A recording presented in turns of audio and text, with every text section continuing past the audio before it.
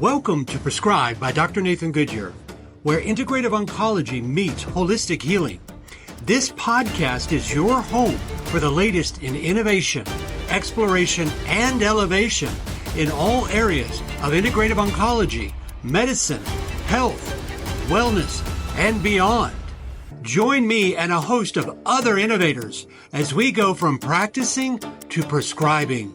Your daily dose of wellness begins now. Welcome to another Prescribed by Dr. Nathan Goodyear podcast.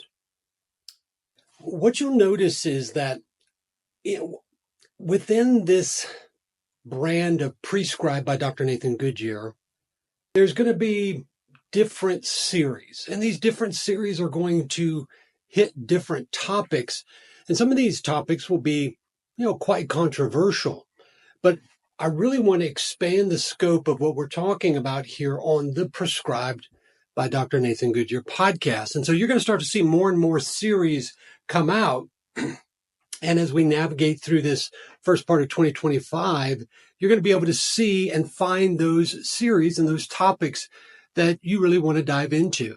And so when you do, I encourage you to share those throughout your sphere, if you will, of the digital space. Spread the news so that you can be the force vector of change, because that's really what medicine needs today. We need to restore medicine to its original purpose. This series I'm super excited about, and it's going to be a tad controversial, is going to be on the concept of censorship. Now you may go, well, why in the world is a doctor talking about censorship? Well, I'm glad you asked that, because they shouldn't, but unfortunately, we have to. And I'm not only going to be talking about topics related to censorship here, I'm going to actually bring in guests that were censored and let them give you their firsthand experience of what medical censorship looks like. And it's going to be different across different individuals. And it costs many people much in their life: relationships, careers, money, friendships. And it's sad. It's sad to see, because medicine's about helping people. And it shows you how far medicine has swayed from its original founding. A very interesting question I get a lot these days, where I used to almost never get, is why don't doctors speak out? I get lots of questions. Patients, in real person, digitally, on social media. Why are doctors saying this more? And I think it's a good question, but it's a question that I don't think I ever had asked of me by a patient, or anyone for that matter, prior to 2019. And of course, that's when the COVID-19 pandemic started. Now, this censorship is not going to be all about COVID-19 at all, but that's really where censorship took, front and center, a primary role in our lives. And it's interesting, when you look at 2017 numbers, almost 247,000 doctors practicing in the U.S. have medical degrees that were obtained outside the United States. So that's roughly 25%, a quarter of all doctors. And you go, well, what's the big deal there, Dr. Goodyear? What relevance does that have to the concept of censorship? Well, what if those 25% of all doctors in the U.S. came from countries where their culture was not primed to speak out, was not founded on free speech, to voice one's opinion and it to be protected by the law, but was more of a culture of a government where conformity and uniformity was the standard?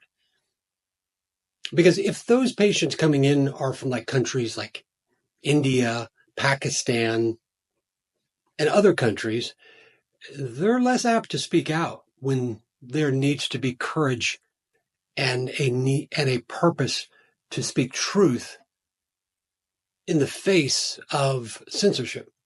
And so I think that plays one role here. Now, they're good doctors, but it's a cultural issue. We know that in America, right, we have a sense of rebellion to us. Don't tell me what I can't do, because by God, I'm going to show you that I can. It's a rebellious nature within our founding, and it goes back to the founding of our country, right? The Revolutionary War. And so that's an inherent quality in the United States. And I think that the growing number of physicians coming into the U.S. through a wide variety of visa types, I think this is playing a role. They just come from a culture where they conform and they're comfortable with that. Number one. Number two is fear. And that's why I want to bring on guests that will highlight what that fear looks like, because we can talk about, physicians speaking out and not have any context about what that really means. What's the risk? What's the risk of speaking out against the accepted narrative on anything in medicine? Standard of care. Where did that come from? Where did that concept of standard of care come from? I actually had somebody with the board of medicine one time tell me, well, it's what everybody's doing. Wow, that's an interesting concept, what everybody's doing. What if everybody's doing is nuts? Like telling you to, stay 6 feet away from somebody for a virus, of which we know that there was no science for that. And we knew it at the time. And guess what? They admitted it. And so as a physician at the time, it was like that, I come from the South. That's hogwash. I knew that. I mean, it was like, well, show me the science. It's like, well, that's just BS. 6 feet. Where does that arbitrary come from? Is it 5 feet and 5 feet 2 inches? I mean, 6 feet 1 inch. I mean, what? You just knew how that was presented, that was to create fear. It was to control.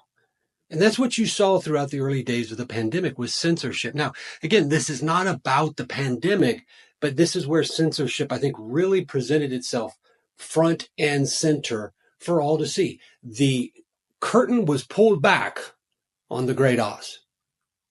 And now we know what we're facing. So let's look at that word censorship. You know me, I love words because it tells us the origin of the word, the root origin of the word, the historical concept. It's reaching out of history to touch the present, to tell you what a word means. It's the definition of a word in the context of history. And so it provides so much meaning. Well, that word censorship is really two words, censor and ship. So censor, watch this timeline now as we go through the course of history. In the 16th century in Rome, the definition here of censor was census and purview of public manners and morals. Okay, that I don't think anybody that would see that as a negative. Then Latin censor was to evaluate, appraise.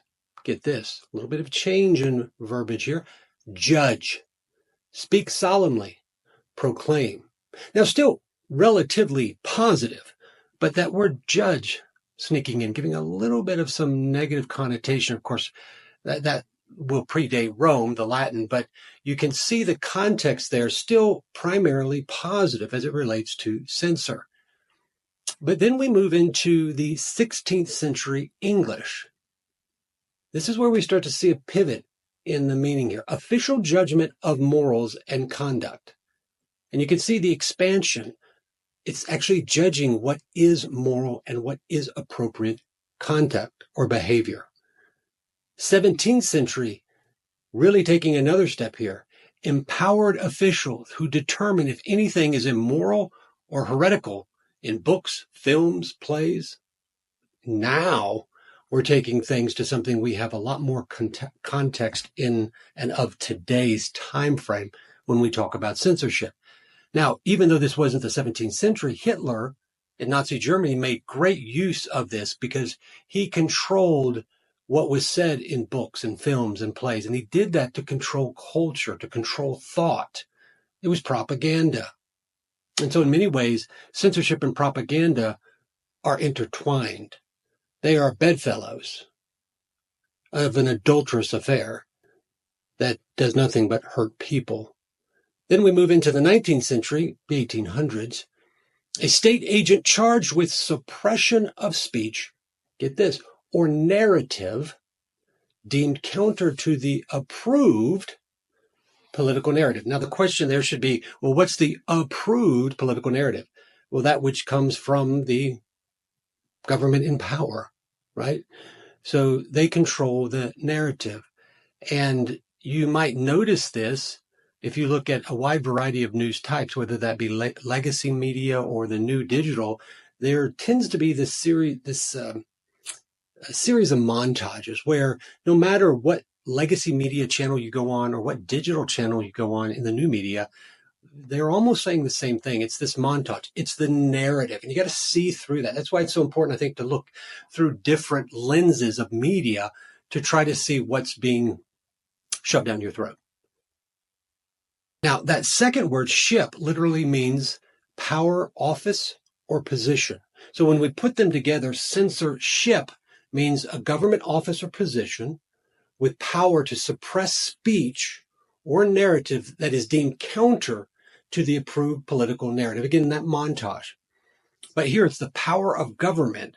There's a force to suppress speech or narrative. Now, when we look at the First Amendment, clearly, I mean, the Bill of Rights, it's a freedom of speech. Now, there's no freedom of narrative, but there's a freedom of speech, and that applies to both written, verbal, thought, and that is foundational to what we do in the United States. And so what we saw during the pandemic and what we continue to see, censorship was a violation of our First Amendment rights. And that's something that at this point we're still battling. Now, it's not as in your face as it was, but it's still something that's ongoing. So what's science? Because when we look at science and censorship, you wouldn't think that those have anything to do with each other. They would be almost paradoxical to each other. Well, science is merely the asking of questions, the seeking of answers, and then the open discussion, debate of these ideas in the public forum.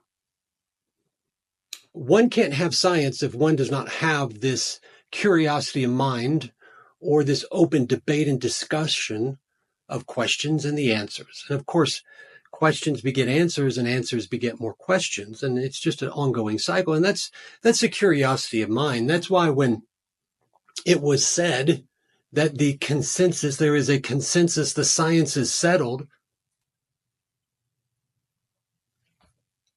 that's kind of an unscientific statement. The science is settled. Well, science is constantly, our learning and our understanding it's ongoing.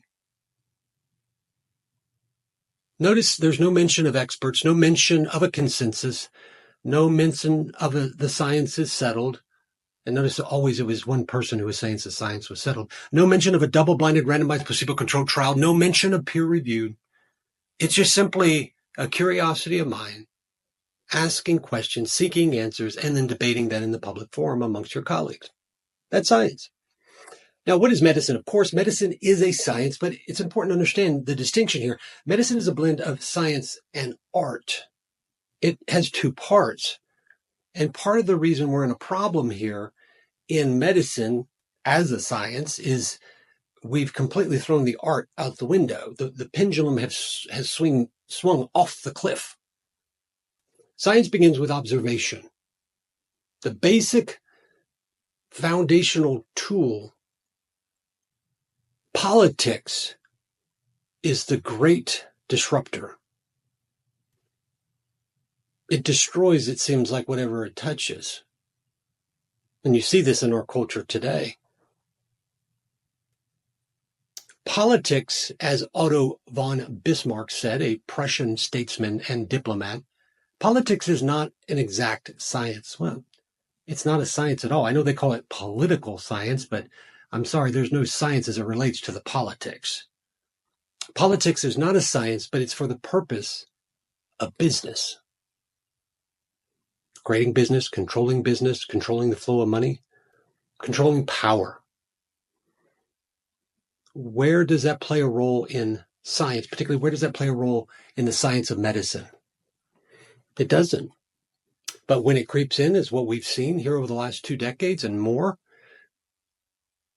it destroys it. It disrupts it. It damages it. The question is, can that be repaired? There's an interesting New England Journal of Medicine article. Check out the show notes. You can find this on pre-scribe.com.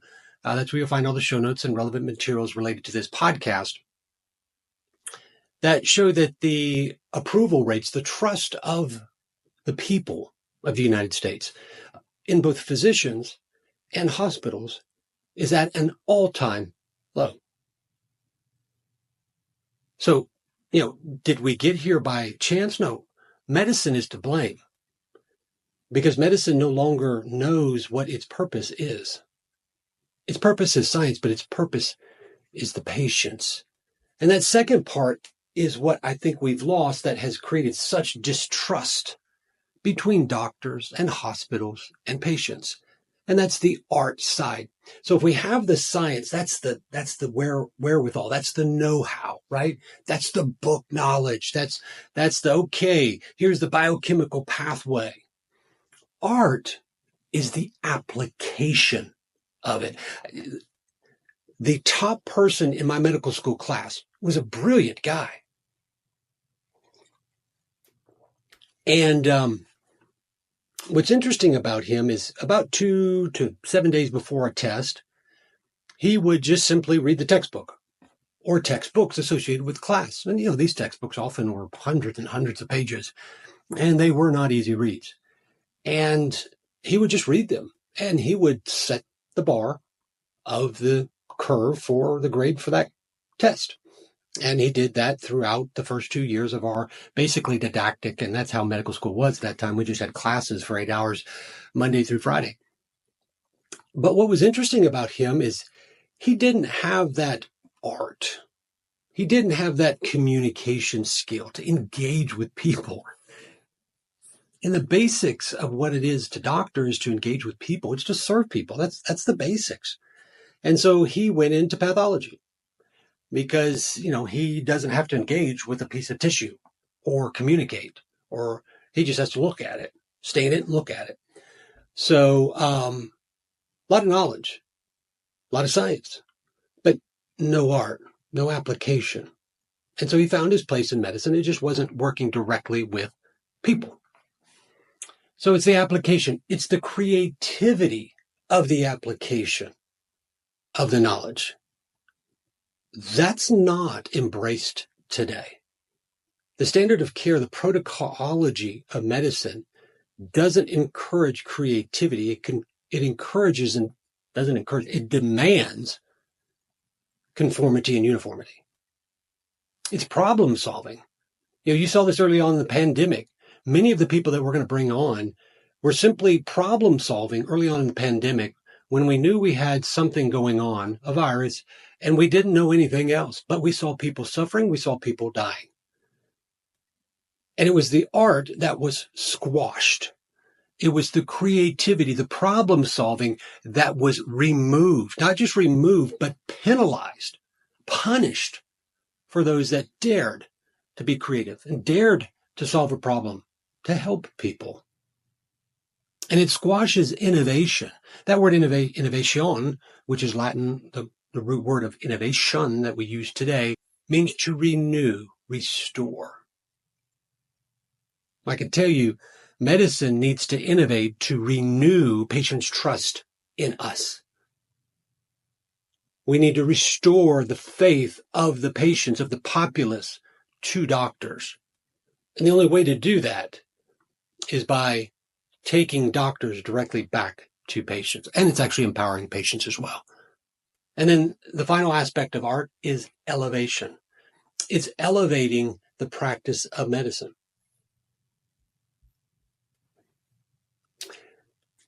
So when you look at the combination of medicine, it is science and it is art. It's the ability to apply scientific knowledge, the books, with the creativity, the problem solving, in a precision-based manner, the right patient for the right treatment for the right patient at the right time. And it's this duality that stands behind the idea that medicine is both science and art, equal. Now, when we look through history, we're fixing to go on a journey through historical timeline, you'll see that medicine has moved its pendulum from one to the other. But where medicine really flourishes, where it really thrives for the benefit of patients, now here's the benefit of the people for which it serves, it is when it is balanced. So, science and art. Hippocrates, considered the father of medicine. He emphasized that medicine was not only about diagnosing, which seems that all the coding has brought us over the last 30, 40 years, but it's also about treating disease. That word disease, dis-ease, literally means lack of wellness. But he said it's also about understanding the person, the individual, the patient as a whole, not just a part, and to have intuition, curiosity, empathy, and to communicate. Now remember, communication is two ways. It's talking and it's listening. I can tell you medicine does nothing to teach doctors how to listen. It teaches them how to talk, and then it teaches them how to quiet those they disagree with. If you do that, I will fire you as a doctor. No, I would never say that, but many patients, when they go to their oncologist, hear that. That's not listening. That's not communication. That's dictation. Medicine is not a dictatorial relationship. It's a duality. These are the hallmarks of medicine. See, what it shows is it really looks at the bedside manner. If you say, well, what aspect of medicine, other than the creativity, the application, the problem solving, what part is art? It's bedside manner. Know a lot of doctors with good bedside manners these days? No, you don't. Because they're not engaging with the people. They're not engaging in communications and relationships. They're not interested in the whole. Famous quotes that I think you've heard as it relates to Hippocrates. Let food be thy medicine and medicine be thy food. And you could turn that around and said, let food be the source of thy disease and disease by thy food. And in one series where I'm going to talk about basically what we're seeing in Make America Healthy Again, which is why we are needing that movement because we're not healthy. You'll see that so much of our problem is what we put in our bodies. And that's not just food, but it's all the toxins and chemicals in our bodies, but they're in our environment. Second quote, wherever the art of medicine is loved, there is also a love of humanity. Wow. So if you love humanity, you love the art of medicine, the creativity, the engagement, the communication. And then finally, first, do no harm. Primum non nocere. Now, this is attributable to the Hippocratic Oath. It wasn't actually directly a saying, but when you look at medicine over the last 25 years, there have been medical schools that have actually moved away from the Hippocratic Oath. They've moved away from the concept of the art, and they've let actually even students create their own Hippocratic Oath in a way that's like saying, create your own truth. Yeah, I think we can see how that would be a problem. Plato, he discussed the holistic nature of healing, suggesting that the treatment of the body must consider the soul and the mind. So you can't just look at the body, just like you can't treat a disease. You have to consider all aspects of hierarchy within the soul, the body, and the mind. This refers to the artistic principles of that kind of whole concept, holistic, and rather than the compartmentalized, which dominates in the conventional medicine of today, that is the science. Famous quotes here of Plato, courage is knowing what not to fear. Early on in the pandemic, there were many that showed no courage, and there were some that showed incredible courage, and still today they show great courage. They didn't show fear. I think a lot of us early on in the pandemic were confused. I mean, a Saturday night comedy show host telling me that ivermectin was a horse dewormer, the CDC posting it on their Facebook. And it's like, wait a second, that was FDA approved in 1987, was it not? Where did I miss that? So there was a lot of confusion, but thankful for those, and I will talk to many of them. They showed courage. They didn't show fear. And courage begets courage. Second quote, ignorance, the root and stem of all evil. Woo. Okay. Now there is omission and commission of ignorance. So whether it's direct or indirect, it's still ignorant. And I would tell you a lot of what the narrative, the centralized approved narrative, and from education is to create ignorance. If you don't know where you've come from, how can you know where you're going? You don't know your past. You don't have your foot in solid ground to guide you and direct you moving forward. And so that's why when you look at Marxist movements throughout history, what happens is they destroy or rewrite history because you don't know your past. So it's easy to remake who you are and what you believe. Aristotle, very famous philosopher, he distinguished between two parts, episteme and techne. The episteme was scientific knowledge, the science. But the techne was the practical skill, the craft, the application. And he talked about the duality of these in medicine, saying it requires both the scientific knowledge, understanding, the episteme, and the skillful application of that knowledge. Now, today we're translating that into precision because it's translating that knowledge in an application way creatively for that individual that's in front of you, because you may apply it differently to the next patient that's in front of you. You're not going to apply the same knowledge to a patient that is female, 5'2", 120 pounds, to a male that is 6'6", 360 pounds. You shouldn't. There's going to be some themes that you do, but there's going to be differences there. The application, the creativity in it will be unique. Doesn't really fit into the protocols, but that's what they want you to do, or they want us to do, and they want you to line up in. Famous quotes from Aristotle. It is the mark of an educated mind to be able to entertain a thought without accepting it. Did you see this at all during the pandemic? People that were educated, and my pastor says educated, they have more letters after their words, after their names than Fahrenheit. More degrees. Let me get that right, Pastor Mark.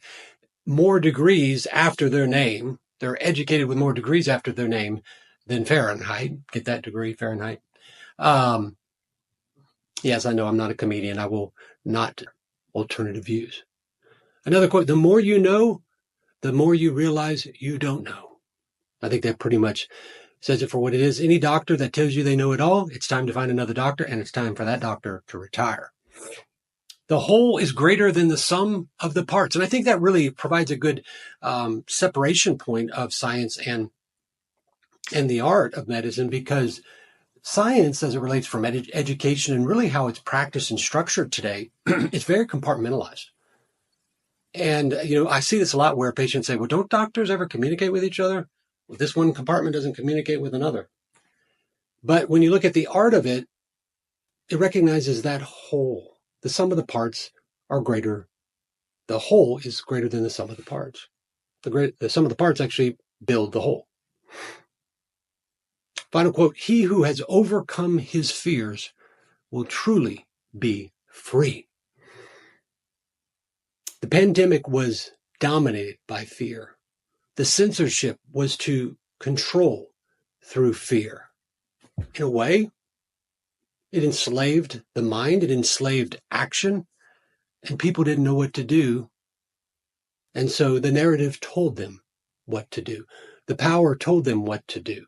The consensus, which was never identified, and I'm a doctor and I don't remember being asked if I thought that was a consensus, told them what to do.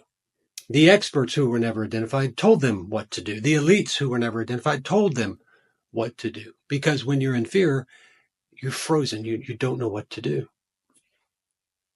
Now, Galen, a prominent Greek physician, surgeon, and philosopher in the Roman Empire, he expanded upon the works of Hippocrates, blending empirical observation with theoretical reasoning.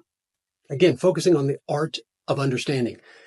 And that can only occur through communication, through engagement, talking and listening. It's a very basic, important aspect of the human experience. So when you see the art of medicine, it's engaging with the human experience. As doctors, we serve humans. There's an interesting parallel and concept that we should then be interested in the human experience. Not just a lab, not just an image, but in the impact of that human, that individual that's sitting in front of us. And then how do we apply healing practices based on that? Famous quotes from Galen: make the patient the center of your attention, not the disease. Wow. That's an indictment of today. He who studies medicine without books sails an uncharted sea, but he who studies medicine without patience does not go to sea at all. Doctors serve patients. There's no need for doctors unless there's patients with illness, with disease. And finally, a physician who is not also a philosopher is not a physician at all. So you can see it's really interesting. In the ancient days, as it relates to medicine, there was a lot of focus, a lot of emphasis on the art. Yes, there was an understanding that we needed science, but the art, I would say, dominated. The pendulum swung to the art. Then as we moved into the medieval and the Renaissance time periods, we saw a shift there. The medieval, there was more of a swing back to a middle road, if you will. There was art, but there was science as it started to, the scientific process began early on. Of course, it was still strong in the science, but you were starting to see a shift back towards the middle. And then in the Renaissance, this swung harder away from a strong, just art perspective. And in the modern era, it has swung from art all the way to science. It's all about the science. And it's so little, if any, about engagement, about communication, about whole. It's the parts. It's the parts. It's the numbers. It's the image. It's the ICD code. It's the diagnosis. It's the name. And you see this sadly, when doctors make rounds, when I was in my training, we wouldn't refer to the people by their name. We would say, this is a 54-year-old type 2 diabetic with renal failure. We dehumanize them. They've just become a label. And that's that swing away from the humanity, a swing away from engagement, because you're creating this context that you don't really have to engage with, versus, hey, this is John Doe. He's the father of 3, married to Emily Smith for 35 years, works in this industry, active in his church, active in his community, loves to run on the weekends, loves to write. Wow, that's a human experience I want to engage with. I want to communicate with. I want to help them make whole. See, in the modern era, we have a one-size-fits-all, a emphasis on what I call the protocolology. It's not a practice of the art. It's just a simple practice of the protocol. It's a recipe. You might as well just, quit with all the medical school and just, publish. Here's your recipe book for cardiovascular disease. Here's your recipe book for cancer. Here's your recipe book for, diabetes, endocrinologic disease. That's what we're looking at. There's mass standardization, uniformity, conformity, the standard of care, what everybody's doing. There's little to no attention to communication, empathy. Empathy and sympathy are not the same thing. Empathy, treatment of the whole, the body, the soul, the mind. And there's a loss of humanity because there's a loss of the art. Sir William Osler from 1849-1919 was his lifespan. He's considered the father of modern medicine, whereas Hippocrates, father of medicine, Sir William Osler is considered the father of modern medicine. He played an intimate role in shaping modern medical education, though I say we're swinging away from that very hard. He authored The Principles and Practices of Medicine, a book written in 1892.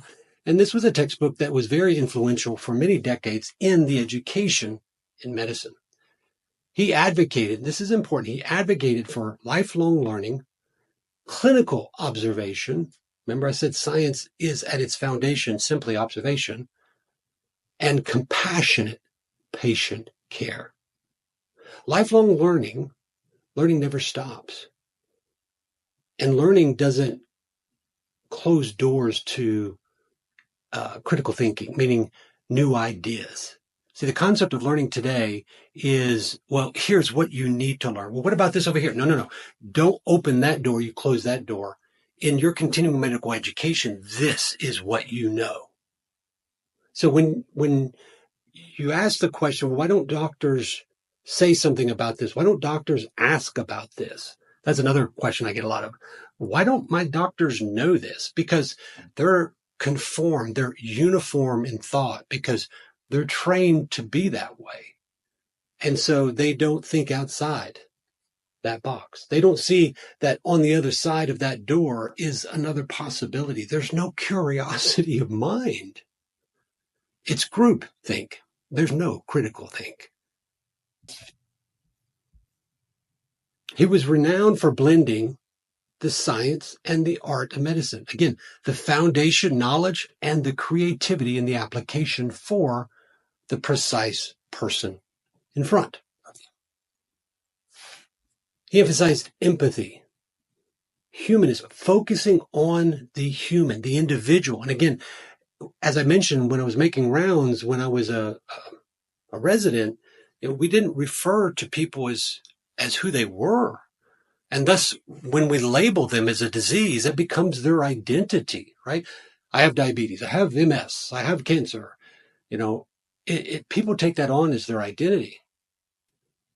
And patient-centered care. He co-founded the American Association of Physicians. So he was very instrumental in the foundation of medicine today, though we're moving away from it. And I think the reason why is there were three principles that were very important to him as a doctor. Yes, it was taking care of patients, but these three really are different. Teaching. The word doctor in Latin dossier means teacher. Writing. Wow. Teaching, writing, and mentorship. You have a good friend that wrote a book called Bold Mission. Believe it, own it, live it, duplicate it. Deborah Bobbitt, you need to check out that book. She's the author. She happens to be my speaking coach as well. Fantastic story. You need to hear her story. But she goes through examples of people that have engaged and embraced their bold mission in life. I was honored that she included my story, and it's a story that continues to unfold. Every one of us has a story. Every one of us has a bold mission. But one aspect of what Osler, Dr. Sir William Osler embraced was that part of duplicated mentorship.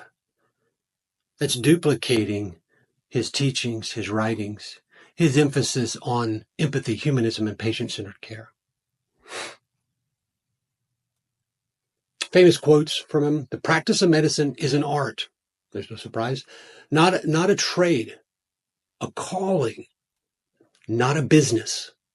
A calling in which your heart will be exercised equally with your head. It's an art. It's a calling. It's not a paycheck. It's not a position. It's not a power. It's not authority. It's an art. It's a calling. Medicine is a science of uncertainty and an art of probability and impossibility. See, he doesn't say medicine is a science of certainty. 6 feet, mask, vaccination, irregardless of wherever you fall on that. It's uncertainty. That's science. We're constantly learning. So The statement of the consensus or science is determined. That's not uncertainty. It's not science. It's the art of the probability or possibility. And too much in cancer today, we deal with the impossibility. You have 3 months to live. Last time I checked, there's no one that knows the number of pebbles of sand on the beach or the number of hairs on our head. Yet we doctors go around telling people they have 3 months to live, 6 months to live. There's no art in that. There's no engagement in the human aspect of that for the individual. There's no empathy in that. People with stage 4 cancer, they know what they're dealing with. They know they have a battle in front of them. They know mortality faces them directly. They don't need us to pile on and take away what possibility, though it may be small, actually exists. See, that's the art. Probability, possibility. It contradicts that consensus of science that we saw during the pandemic.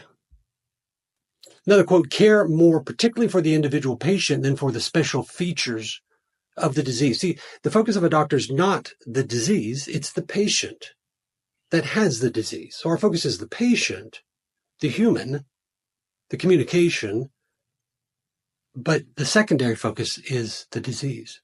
The good physician treats the disease. The great physician treats the patient who has the disease. Again, the focus on the individual, the human, the art, recognizing it. And it's saying here that those that dominate with dogmatism, they're ignorant. And the more dogmatism, the more ignorant they are. See, what we need a curiosity of mind, and that is part of that art of medicine. But it's a blend, because we can definitely swing too far in that pendulum as well. Here's a very interesting quote from Pierre-Marc Gaston. It's easier to judge the mind of a man, an individual, by his questions rather than his answers. That is getting at the curiosity of mind. And what we saw during the pandemic, that was not allowed. Questions, well, why 6 feet? Why can't we use ivermectin? We've been using it for years already. I used ivermectin for cancer before the pandemic. So, I mean, there was research there to support it. I've talked about this. You look at the podcast of ivermectin. Check it out over at another brand, off-scriptrx.com. It's the wonder drug that becomes the wonder dog, the veterinarian use, becomes a wonder dud, but becomes a wonder drug again for cancer before the pandemic. Yet we were not allowed to ask questions as it relates to, hey, I thought this predated the pandemic. Now everything changes. Why? We have to wear a mask. Well, the particle size of the virus is going to get through that mask. So why is that mask going to help? Why? If you touch the mask and you've picked up the viral particle, won't that contaminate the mask? Why? We knew that this can get into mucous membrane, so the eye is also a means of infection. Why do we have to wear glasses too? You know, so if we use a mask, why not 3 masks? Why? We were not asked or allowed to ask questions. And so there was the move to mindlessness. So because if you can't have a curiosity of mind, you're not using your mind at all. And it's easier to control. It's easier to fall into the practice of protocols and groupthink. We have many people that became mindless during, thank goodness those that didn't, and that remain mindless today.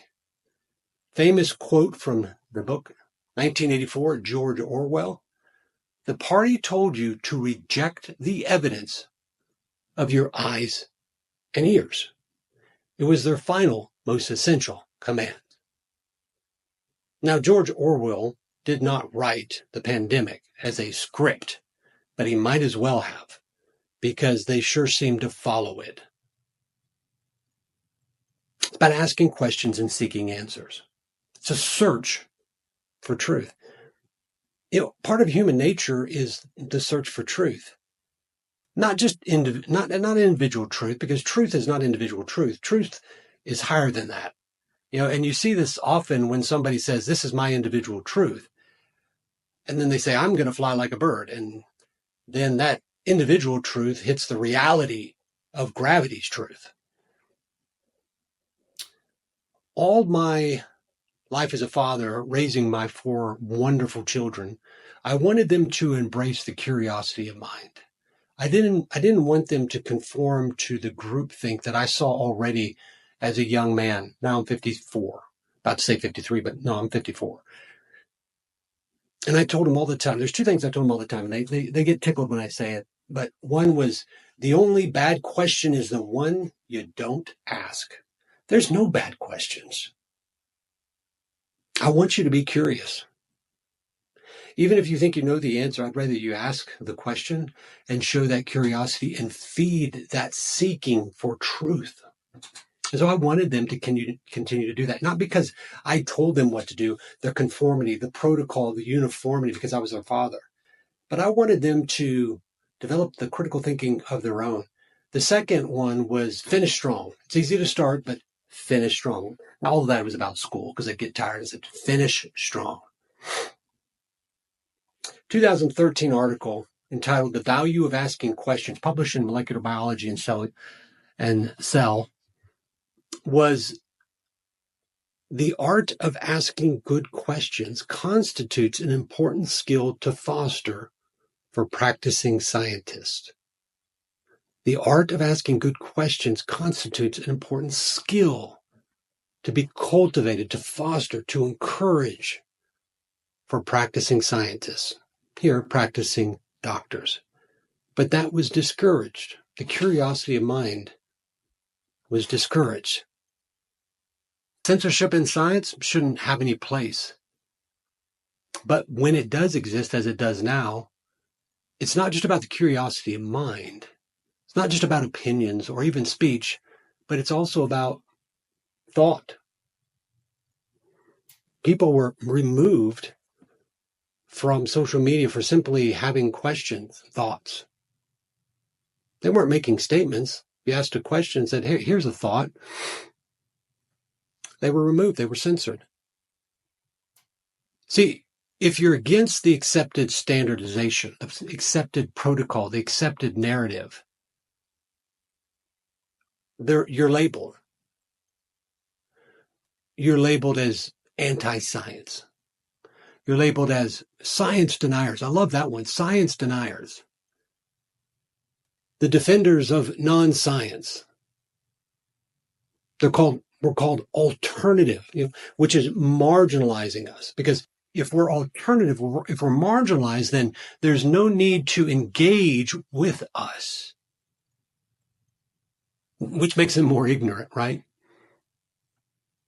We're anti-consensus, but the consensus is never defined. It's a straw man argument. Consensus of who? I'm a doctor. I know 4 other doctors here. Nobody asked us about a consensus. It's like that whole, polls leading up to elections. I never got called once to voice my opinion as to a poll. But wow, I guess a lot of people were, or maybe they weren't. Called activist. All doctors should be activists and advocates for their patients. That should be an inherent truth in doctors. Conspiracy theorists, right? It's meant to marginalize. My favorite, quack. And you see this, quack watch. What is that about? That is not about anything other than personal vilification, destruction, and marginalization, saying these people are quacks. You don't have to engage with them because they are so marginal. It's basically like 2 10-year-olds on a playground that one has lost the priority and the knowledge side and the authority on the debate. And so he just simply he or she resorts to name calling. quackwatch. These are terms simply to marginalize, to destroy, to damage. They are a form of censorship because they create fear. They marginalize a person's thought, opinion, questions. You don't have to consider their questions. You don't have to consider their thoughts. See, the art of the question is the attempt to settle unsettled science. I'm super excited about this series because